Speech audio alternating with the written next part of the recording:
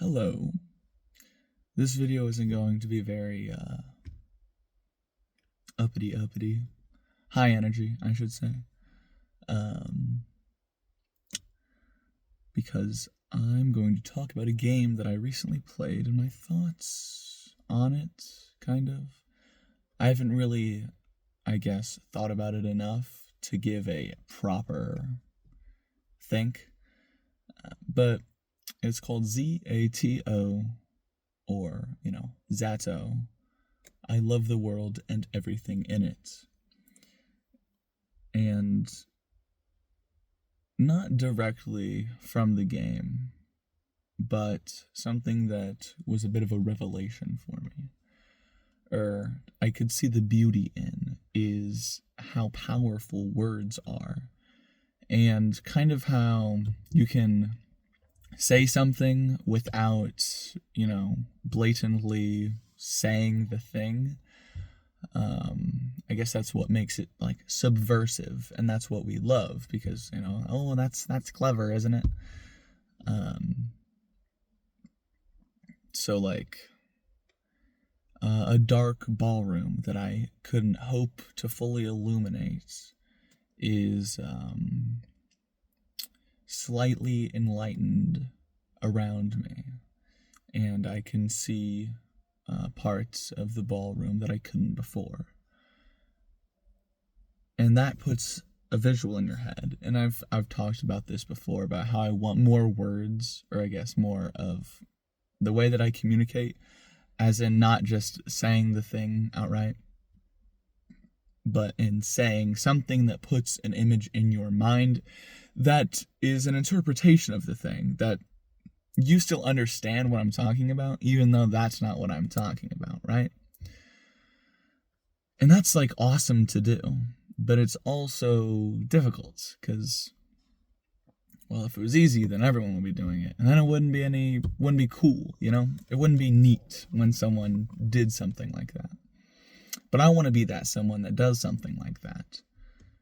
So maybe I could practice writing more subversively and maybe a little more poetically, because it seems that poetry, or at least from what I have read, doesn't usually talk about the thing they're talking about.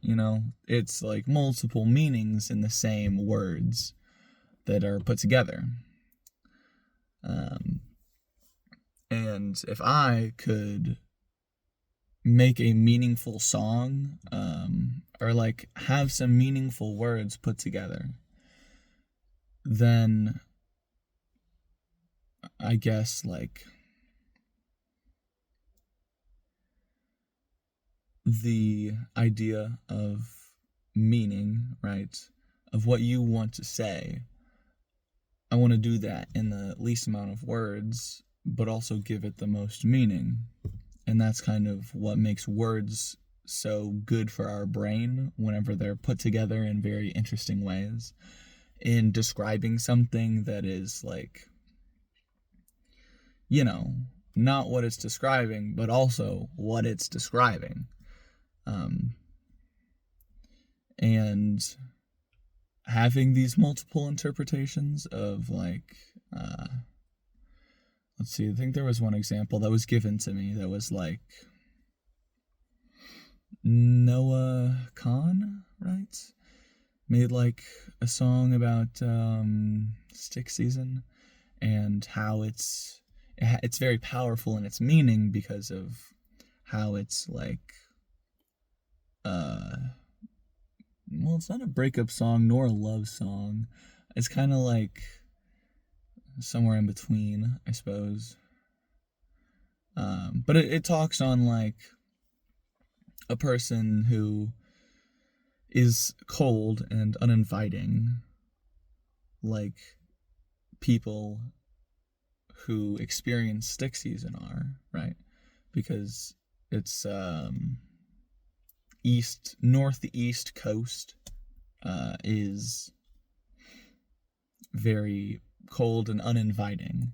And then you can also relate that to relationships and being cold and uninviting, to the people around him. And that's beautiful, isn't it? At least I'd like to think so. Anyways, toodles.